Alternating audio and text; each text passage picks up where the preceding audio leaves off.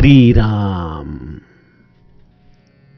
आपल्या सर्वांच्या हृदयस्थ वसणाऱ्या आत्मारामास साष्टांग प्रणिपात करून गोस्वामी तुलसीदास रचित श्री रामचरित मानस या ग्रंथातील जो सप्तम सोपान उत्तरकांड याचं आपण चिंतन करत आहोत. सज्जनहो, हे आपलाच कथा चिंतन क्रमांक 1296. आपण गेल्या चिंतन प्रवाहामध्ये या रामकथेचे अधिकारी श्रोता कोण आहेत, कोणासमोर रामकथा गायली जावी, त्यांचे गुणधर्म काय आहेत याचं चिंतन बघितलं, जे प्रत्यक्ष महादेवाने माता पार्वतीला सांगितलेले आहे.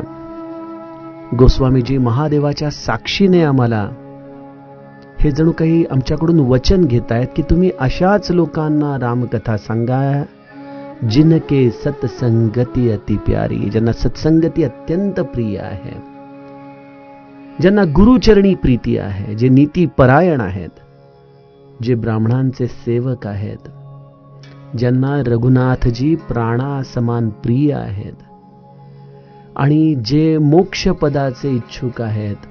अशाच या 6 भूमिका असलेल्या श्रोत्यांच्या समोर आपण अगत्यपूर्वक ही रामकथा गावी, कारण असे श्रोते खऱ्या अर्थाने या रामकथेमधून निर्माण होणाऱ्या अमृताला आपल्या कानरूपी द्रोणांनी सेवन करत असतात, आपल्या जीवनाला धन्य करून टाकत असतात.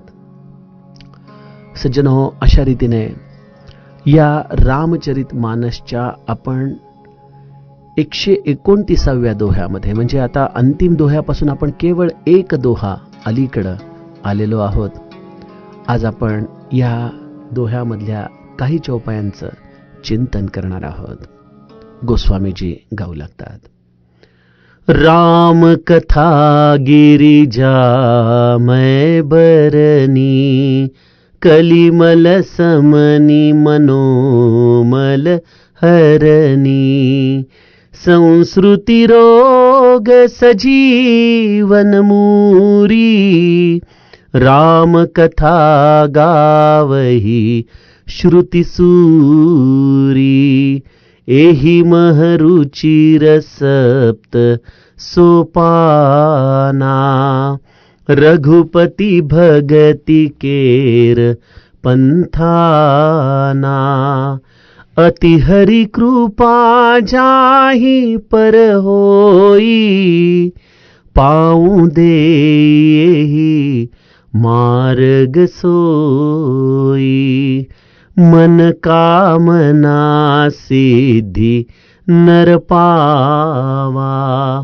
जे यह कथा कपट तजि गावा, कहहि सुनहि अनुमोदन करही, ते गोपदैव भवनिधि तरही, सुनि सब कथा हृदय अति भाई, गिरिजा बोली गिरा सुहाई, नाथ कृपा मम गत संदेहा, राम चरण उपजेऊ नवनेहा,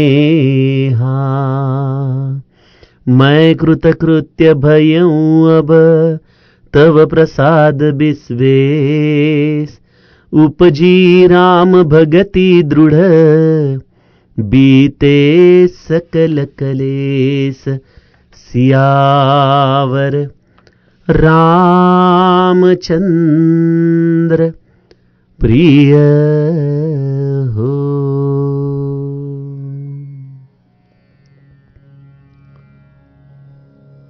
प्रत्यक्ष महादेव माता पार्वतीला या मानसरूपी असलेल्या सरोवराच्या एका घाटावरती ही कथा सांगतायत. सज्जनो, आज या महादेव आणि माता पार्वतीच्या संवादाला विराम देणारा हा दोहा, त्याचं गायन आपण केलेलं आहे. 129 क्रमांकाचा हा उत्तरकांडातील अंतिम दोह्याच्या अलीकडचा दोहा. महादेव माता पार्वतीला सांगतात की रामकथा गिरिजामय बरणी, कलिमल समनी मनोमल हरणी. हे गिरिजे, मी कलियुगाच्या पापाचा नाश करणाऱ्या, मनाचा मळ नाहीसा करणाऱ्या रामकथेचं वर्णन केलं आहे. सज्जनो, वरवर पाहता अत्यंत साधा सरळ आपल्याला अर्थ या चरणाचा जाणवतो खरा, परंतु मी आपणास हात जोडून विनंती करतो. बघा, आपण सगळेजण अत्यंत भरभरून या रामकथेचं श्रवण करत आहात, आपली प्रसन्नता मला कळवत आहात. परंतु मला आपणास एक प्रश्न विचारायचा आहे की ही प्रसन्नता आली कुठून? हा आनंद तुम्हाला कसा प्राप्त झाला? रामकथारूपी रसायन तुमच्या चित्तामध्ये गेलं आणि त्याने तुमच्या चित्तावरती असलेले मळभ काढले. जसं आपण नित्य स्नान केल्यानंतर टवटवीत होतो, उत्साही होतो. का बरं? कारण हा जलस्पर्श आम्हाला उल्हासित करत असतो. सज्जनो, त्याचप्रमाणे आमच्या अंतरंगामध्ये देखील अनंत मळ आहेत. आमचं चित्त हे व्यग्र आहे अनंत जीवनाच्या समस्यांमध्ये. रामकथारूपी रसायन जेव्हा आपल्या चित्तामध्ये जातं सज्जनो, तेव्हा ते सर्वप्रथम आमच्या चित्तावरती असलेल्या या मळभांना दूर करतं. आणि हे मळभ विशेषत्वाने कलियुगामध्ये अधिक त्रासदायक आहे. खरं तर सगळ्याच युगांमध्ये चित्तशुद्धी हा भगवत प्राप्तीची अनिवार्य अशी स्थिती आहे. परंतु कलियुगामध्ये मात्र ही कथा आम्हाला निरंतर ऐकायला हवी, निरंतर याचं श्रवण केलं पाहिजे. कारण एक दिवस असा आमचा जात नाही की कुठली ना कुठली तरी समस्या आमच्या जीवनामध्ये उद्भवत नाही. आणि मग त्याच्यावरती हमखास एकच उपाय आहे, आणि तो म्हणजे या रामकथेच्या गायनाचा, या रामकथेच्या श्रवणाचा. सज्जनो, आज आम्ही बघा उन्हाळ्याच्या सुट्ट्या लागल्या की कुठेतरी फिरायला जातो, म्हणतो जरा 2-4 दिवस जरा मूड चेंज करून येऊयात. परंतु बऱ्याचदा अशा या घाई गडबडीच्या ट्रीप, तिथली गर्दी, त्यामुळे आपण जातो आरामाला, परंतु उलटी दगदगच पदरामध्ये घेऊन परत येतो. आज आम्हाला जीवनामध्ये नेमकं कळतच नाही की कुठं जायचं, काय करायचं. सगळं जीवन म्हणजे एक प्रकारे जड झाले ओझे अशी आमच्या मनाची अवस्था करून जातं. सज्जनो, यामध्ये आम्हाला आमच्या या ऋषी मुनींनी, या सनातन परंपरेने सत्संग रूपी ही हरिकथा हा एक फार मोठा मनाला विश्राम देणारा मार्ग शोधून काढलेला आहे. जी ही कथा अत्यंत मनापासून श्रवण करतात त्यांना निश्चितच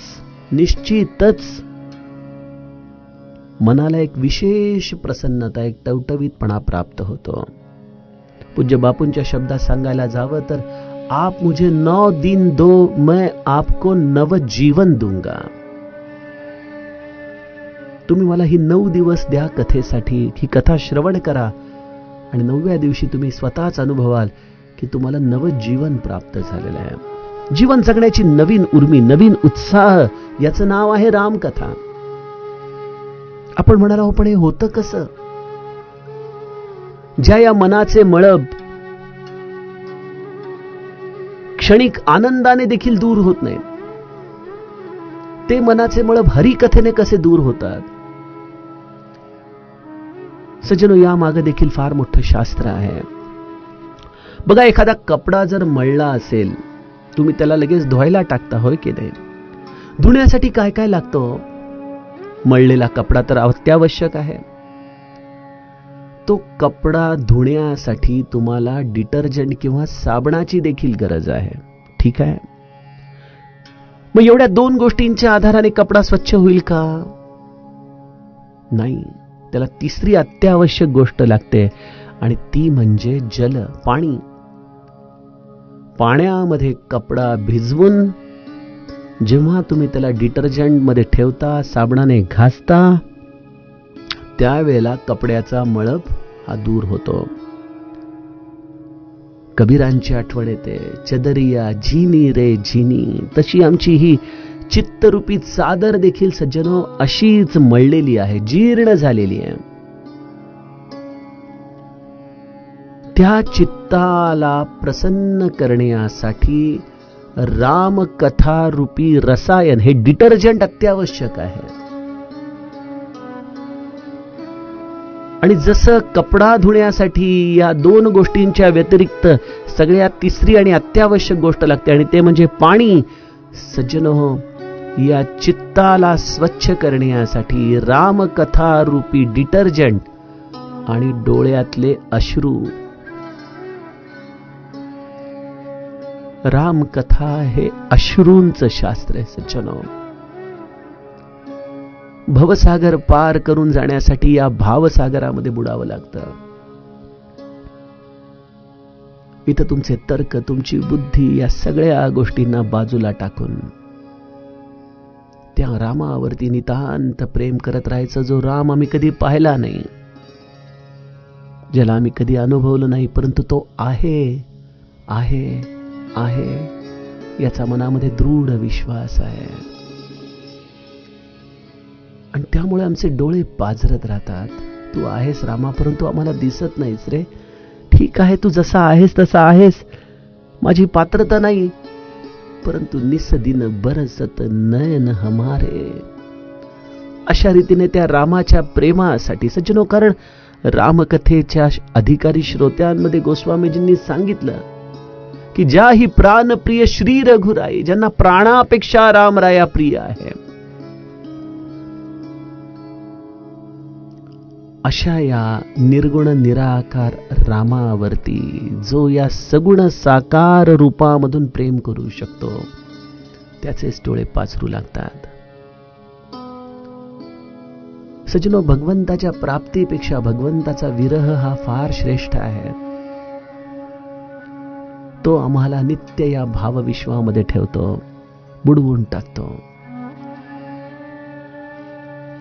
गोस्वामीजी म्हणतात की अशा रीतीने जो या भावविश्वारूपी जलामध्ये राहतो, जो नित्य या राम रसायनाचा, या हनुमंताच्या राम रसायनाचा हव्यास आपल्या हृदयात करतो, त्याचं चित्त हे दररोज धुतलं जातं. आणि ज्याचं चित्त हे हलकं होऊ लागतं, त्याच्या या समस्त पापांचा नाश होतो, त्याच्या मनाचा मळ नाहीसा होतो. त्यामुळं तुम्हाला मी आता प्रसन्नतेमध्ये राहण्याचं टूलच हातामध्ये देतो. ती एक कथा असते ना, की एक मनुष्य दररोज भीक मागण्यासाठी एका माणसाकडे जात असतो, आणि तो मच्छीमार दररोज एक मासा त्याला भीक म्हणून देत असतो. एक दिवशी तो मच्छीमार म्हणतो, अरे तू दररोज अशी भीक मागून एक मासा माझ्याकडून घेतोस, त्यापेक्षा मी तुला मासा कसा पकडायचा हेच शिकवतो. अशा पद्धतीने त्या माणसाला तो मासा पकडायला शिकवतो, आणि त्यानंतर तो कधीच भुका राहत नाही.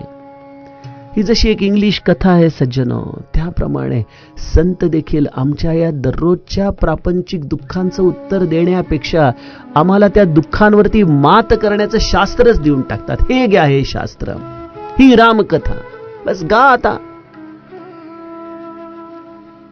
जिथं प्रत्यक्ष महादेव देखील म्हणतो की मती अनुरूप कथामय भाषी.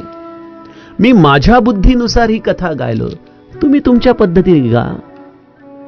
तुम्हाला जो त्यातून अर्थ निघेल तो अर्थ तुमचा आहे, स्वागत आहे त्याचं. तो कदाचित मला पटेल न पटेल तो माझा प्रश्न आहे, परंतु तुम्हाला कोणी अडवलंय? त्यामुळे सज्जनो, मी माझ्या सगळ्या श्रोत्यांना काही दिवस झाले विनवणी करतोय की दररोज 4 चौपाया गा, बस 4 चौपाया गा. त्याच्या खालचा अर्थ महाराजांना वाचून दाखवा, आणि मग लहान मुलासारखं जमेल त्या बोबड्या बोलामध्ये त्याचा जो अर्थ तुम्हाला वाटेल तो बोला. राम सगळं गोड करून घेतो माझा. आणि ही कथा काय रामाला हवी आहे का? ठीक आहे, वैकुंठामध्ये भगवंताला देखील कथा ऐकण्याची सोय नाही, ही तर केवळ या भूलोकावरतीच व्यवस्था आहे. परंतु ही कथा भगवंतासाठी नाही, ही कथा माझ्यासाठी मी गातोय. कारण मला माझ्या चित्ताचा मळ दूर करायचा आहे, मला माझ्या पापांना दूर करायचंय. आणि हे चित्ताचा मळ पाप दूर करून जगाचं सर्टिफिकेट घ्यायचंय कोणाला? काय गरज आहे जग काय म्हणेल त्याची? कालच एक फार छान वाक्य वाचण्यामध्ये आलं तर, if you are happy then nothing else matter, and if you are not happy then nothing else matter. किती छान वाक्य आहे. जर तुम्ही आनंदी असाल तर इतर कशाच कुठल्याच गोष्टीची विचार करण्याची गरज नाही, आणि जर तुम्ही आनंदी नसाल तरी देखील इतर कुठल्याही गोष्टीचा विचार करण्याची गरज नाही. आजूबाजूला सगळी सुबत्ता आहे, संपदा आहे, परंतु माझं मन प्रसन्न नाही. काय मिळवलं मी? आणि माझ्याकडे काहीच नाही. एक झोपडी, एक जपाची माळ आहे, आणि माझा रामचरित मानस ग्रंथ आहे, आणि मी जगाच्या राजासारखा आनंदी आहे. बस अजूनही काय पाहिजे? कशाचा विचार करायचा आहे? सचिनो, त्यामुळे मी तुम्हाला हे शास्त्र सांगतो आनंदी राहण्याचं. माझ्या इतका स्वार्थी माणूस नाही जगामध्ये. लोक म्हणतात काय तुमची सेवा, वा वा वा, एवढं 1300 दिवस तुम्ही रामकथा गायला, तुमचा बिझनेस सांभाळून गायला, कसा वेळ काढला, आमच्यासाठी केलं. काही नाही, सगळं खोटं आहे सज्जनो. मी माझ्यासाठी केलं. हा माझा स्वार्थ आहे. स्वांत सुखाय तुलसी रघुनाथ गाता, भाषा निबंध मती मंजुल मात नव्हती. मला माझ्या पापाचे डोंगर जाळायचे होते, कारण माझ्या इतका पापी या जगामध्ये कोणीच नाही. याची मला जेव्हा दृढ धारणा झाली तेव्हा मी विचार केला की जगाला बदलायचा ठेका कोणी घेतलाय? आपण तर नाहीच नाही घेतलेला. आपण तर केवळ आपल्या स्वतःमध्ये सुधारणा करू शकतो. आणि कदाचित नाव रवी असल्यामुळं स्वतःच्या चित्तामध्ये काही सुधारणा करत असताना जर या झरोख्यांमधून काही प्रकाश बाहेर पडला असेल आणि जर तो तुम्हाला आनंद देणारा ठरत असेल तर तो बोनस समजा. तो माझा उद्देश नव्हताच. कारण कलिमल समनी मनोमल हरणी,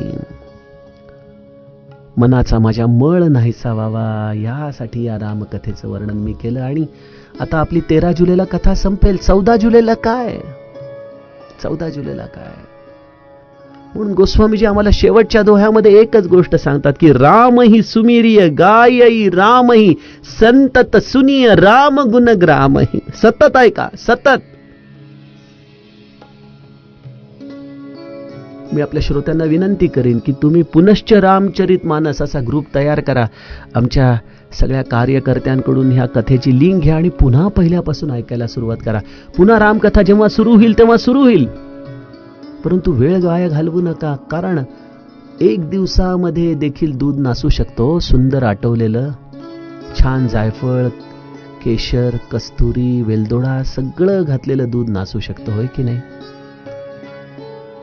त्यामुळे या कलियुगाचा मळ नाहीसा करण्यासाठी ही रामकथेचा हव्यास करा. वेड लागलं पाहिजे. गमतीने मी म्हणतो वेद आणि वेड या दोन्ही गोष्टी फार जवळून जातात बरं का.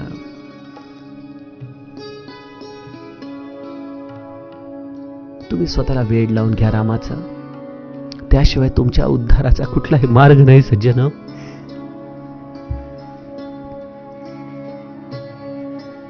संस्कृती रोग सजीवन मुरी, राम कथा गावै श्रुती सुरी.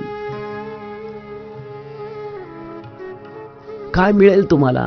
जन्मभर तर प्रसन्नता मिळेलच, परंतु सगळ्यात महत्वाचं म्हणजे या संस्कृती रूपी रोगामधून तुम्ही बाहेर याल.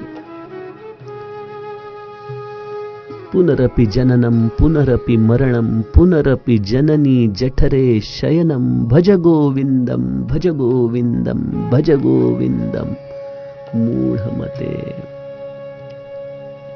हा जसा पावसाळा आहे तो काही काळाने संपेल, पुन्हा हिवाळा, पुन्हा उन्हाळा. हे जसं सतत या ऋतूंचं चक्र सज्जनो आहे, तसंच हे जीवन देखील आहे. कधी सुख कधी दुःख, कधी लाभ कधी हानी. या सगळ्या असलेल्या चढ उतारांचं नाव आहे जीवन. परंतु किती काळ खेळायचं? मुलं देखील बागेमध्ये खेळून खेळून कंटाळतात एका टप्प्यावरती. बस झालं. आम्ही का नाही बरं या सगळ्या त्रितापरूपी संसाराला कंटाळत? तोच संसार, तीच मुलं बाळ, त्याच कटकटी, तोच पैसा मिळवण्यासाठी चाललेली लगबग, तेच नातेवाईक, तेच असलेलं संसाराचं रूप. आणि या सगळ्याच्या आधाराने केलेली ही कर्म आणि त्या कर्मसंस्काराच्या आधाराने झालेला हा पुन्हा जन्म, काय प्राप्त करतोय आम्ही? अरे राडगाडग कधी थांबायचं? सज्जनो, रामकथा हे असं औषध आहे जे तुम्हाला देहामध्ये असताना तर प्रसन्नता देईल. आणि हो, मी तुम्हाला जे स्टेटमेंट केले की तुम्हाला कंटाळा येत नाही का, याचा अर्थ जगण्याचा कंटाळा नाही बरं, संसार रूपी असलेल्या आसक्तीचा कंटाळा मी म्हणतोय. रामकथा ही तुम्हाला कधीही आयुष्यामध्ये निराश करत नाही. जर तुम्ही आयुष्यामध्ये उदासीन झाला, असं वाटतं की आता बस देवा, बस झालं, तर लक्षात घ्या, नाम कुठेतरी कमी पडतंय, कथा श्रवण कुठेतरी कमी पडतंय. माझे अनेक श्रोते असे आहेत ज्यांचे पार्टनर्स त्यांना सोडून गेलेले आहेत, कोणाची बायको तर कोणाचा पती. आता दोघं तर एका वेळेला जाऊ शकत नाहीत, कोणीतरी मागं राहणार, कोणीतरी पुढे जाणार.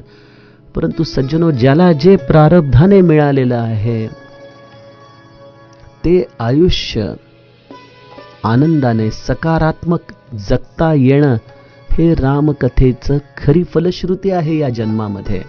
आणि ज्याने ही फलश्रुती मनाने आयुष्यभर जतन केली, त्याच्या अंतकाळी भगवंत या संस्कृतीचा काटा त्याच्याकडून काढून घेतो.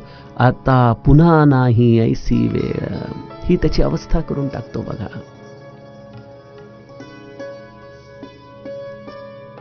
हा रोग आहे एक प्रकारे, जन्म आणि मरण.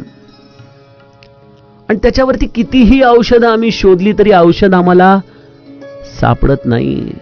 बघा, विज्ञान कदाचित तुमचं आयुष्य, तुमची लॉंगेटिव्हिटी यावरती काम करू शकतं, परंतु तुम्हाला मरणच येऊ शकणार नाही असं विज्ञान अजूनही निर्माण झालेलं नाही. आणि जर तुम्ही मरणार असाल हे विज्ञान देखील मान्य करतं, तर तेच विज्ञान हतबल आहे की तुम्ही पुन्हा जन्माला येऊ शकत नाही, याची काही व्यवस्था करू शकत नाही. त्यामुळे विज्ञान हतबल आहे सज्जनो. ते केवळ या जन्म आणि मरणाच्या मध्ये तुम्हाला सुखदायक आयुष्य जगण्याचं एक निमित्त ठरतं, परंतु ते सुख देखील एका टप्प्यानंतर बोचू लागतं. बघा, अनेकांची अवस्था काय असते, तोच मोबाईल उघडा, तेच पुन्हा पुन्हा सगळे ऍप उघडा. मनाला असं काही अस्वस्थता आलेली असते की माहित नाही कसा वेळ वाया घालवायचा, हा कसा वेळ व्यतीत करायचा. त्यामुळे सज्जनो, विज्ञान हे तुमच्या जन्म आणि मृत्यूच्या मधल्या वेळाला सुखदायक करण्याचं शास्त्र आहे, परंतु त्यामध्ये देखील ते अपयशी आहे. तुम्हाला केवळ एकच गोष्ट, जन्म आणि मरण या दोन बिंदूंच्या मधल्या आयुष्याला आनंदमय करू शकते, आणि त्याचं नाव आहे परमार्थ, त्याचं नाव आहे हरिकथा, त्याचं नाव आहे रामनाम. आणि हे रामनाम जर तुम्ही नित्य निरंतर घेत राहिला तर मरणाच्या समयी श्री महाराज म्हणतात की माझ्या माणसाचा अंतकाळ साधणं हे माझ्याकडे लागलं. जर एवढं दृढतेने श्री महाराज तुम्हाला सांगतायत, तर मला सांगा, या रामकथेसारखी दुसरी आणखीन संजीवन मुळी कुठली आहे, जी या हनुमंत रूपी सद्गुरूने तुमच्यासाठी प्रचंड कष्ट करून तुमच्या अगदी मुखापर्यंत आणून ठेवली. अमोली करत्न जोडी येले तुझ, कारे ब्रह्म बीज नोळखेसी. सद्गुरूंनी मुखापर्यंत आणून ठेवलेलं हे ब्रह्मबीज तू का ओळखत नाहीस?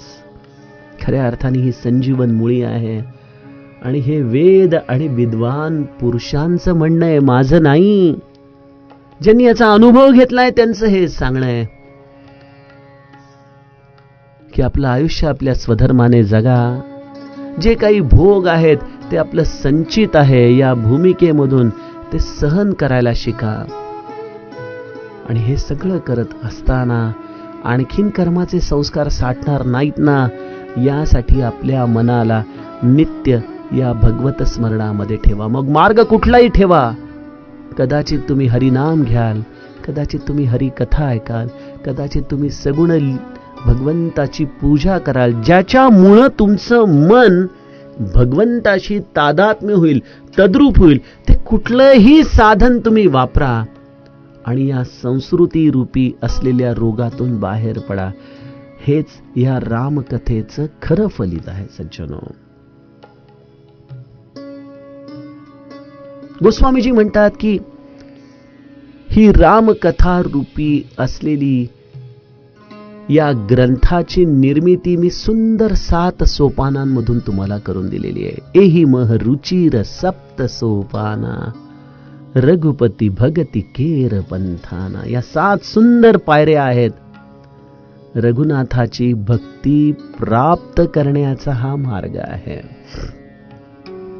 मला नेहमी या चौपाईचं चिंतन आमच्या गोंदवल्याला समाधीच्या दर्शनाला जाताना होत असतं.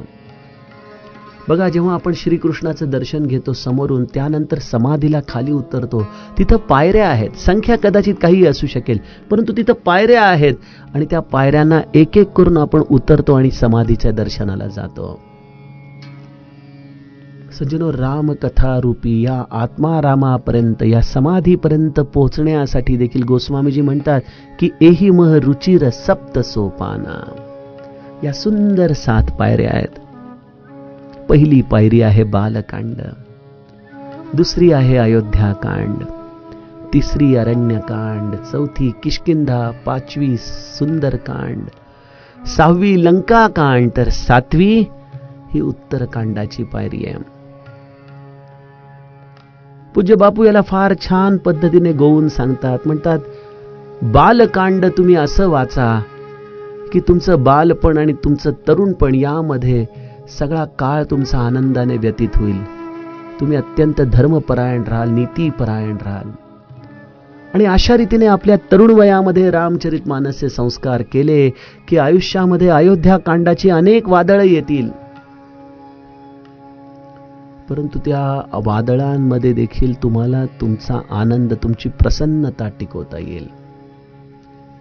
मग कदाचित तुम्हाला या सगळ्या विषयाचा प्याला पचवताना अरण्यामध्ये देखील जावं लागलं तरी अरण्य देखील तुमच्यासाठी अत्यंत सुखावह होईल. तुम्ही अजात शत्रू होऊन जाल, तुमचे वानर अस्वल देखील मित्र होऊन जातील, ऋषी मुनी तुमच्यावरती नित्य कृपा करतील. हे या 4थ्या पायरीमध्ये तुम्हाला किष्किंधा कांडामध्ये जाणवेल. आणि मग अशा पद्धतीने तावून सलाखून आल्यानंतर सगळं जीव तुमचे मित्र होतील, सगळं विश्व तुमच्यावरती कृपा करेल आणि तुमचं जीवन सुंदर करून टाकेल. असं हे सद्गुरु कृपेचं छत्र तुम्हाला आपल्या या 5व्या पायरीवरती, या 5व्या सोपानावरती प्राप्त होईल.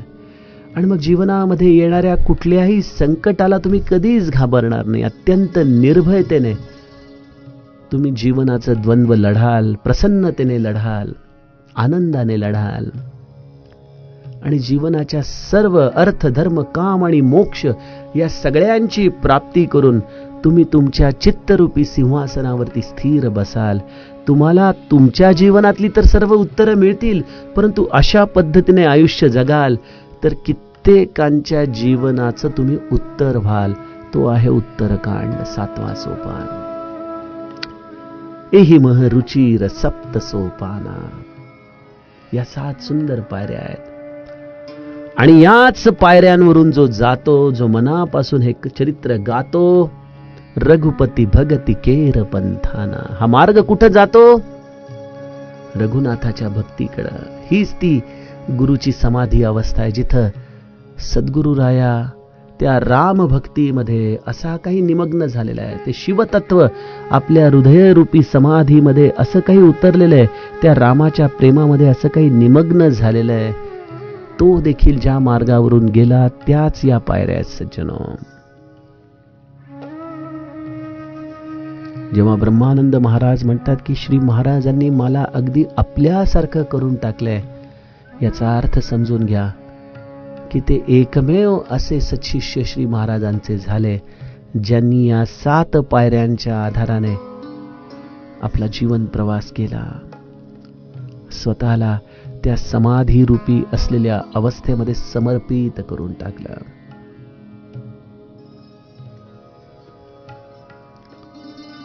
सज्जनो, रघुपतीची भक्ती हेच जीवनाचं ध्येय आहे. तुम्ही कुठल्याही मार्गावरती असा, परंतु तुम्ही तुमच्या जीवनाला या 7 पायऱ्यांच्या आधारानेच व्यतीत करण्याचा अत्यंत मनापासून प्रयत्न करा. परंतु जीव हतबल आहे, कारण या पायऱ्यांवरती आमचं लक्ष कधी जाईल? अतिहरी कृपा जाही पर होई. साधी सुधी कृपा नाही.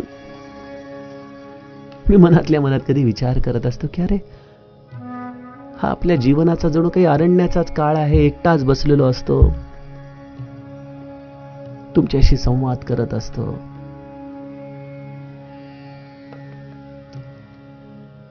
परंतु या सगळ्या असलेल्या परिस्थितीमध्ये कधी कधी विचार करतो की श्री महाराज, हे वाळवंट तर नाही ना?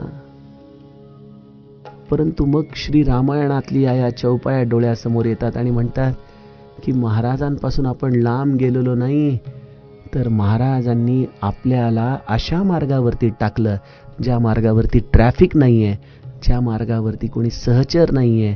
कारण अति हरी कृपा जाही पर होई, पाऊ देई एही मार्ग सोयी. भगवंताने अतीव कृपा केली, जी कृपा अत्यंत दुर्लभ आहे. अन्यथा एवढ्या प्रदीर्घ रूपाने ही रामकथा गाण्याचं जीवनाचे हे 1300 दिवस सोनं करण्याची संधी प्रत्येकालाच मिळाली असती. आपल्यापैकी अनेक श्रोत्यांनी मला ही प्रतिक्रिया पाठवलेली आहे की ही आत्तापर्यंत गायली गेलेली सगळ्यात मोठी रामकथा आहे. हिंदीमध्ये माहीत नाही, कदाचित कोणी गायली असेल, पण त्याचा कुठं रेकॉर्ड उपलब्ध नसेल. परंतु मराठीमध्ये तर तुलसी रामायणच विशेष प्रसिद्ध नसताना एवढ्या प्रदीर्घ पद्धतीने ही कथा गाण्याची शक्यता तशी फार कमी आहे. मी सगळ्याच गोष्टींचं स्वागत करतो, कारण माझा स्वतःचा विश्वास नाही या कुठल्या अंकांवरती. पण मला एक कळतं की अतिहरी कृपा जाही पर होई. रामाने फार मोठी कृपा केली आणि 1300 दिवस त्याच्या चिंतनामध्ये आपला हा काळ व्यतीत करण्याचं आम्हाला सद्भाग्य दिलं. आणि म्हणूनच हा मार्ग तसा कमी ट्रॅफिकचा, इथं लोक भेटणार नाहीत, आपणच या एकांताला पचवण्याची मनापासून तयारी करायला हवी. सज्जनो, यातील पुढील कथाभाग आपण उद्याच्या कथा चिंतनामध्ये बघूया. जानकी जीवन स्मरण जय जय राम.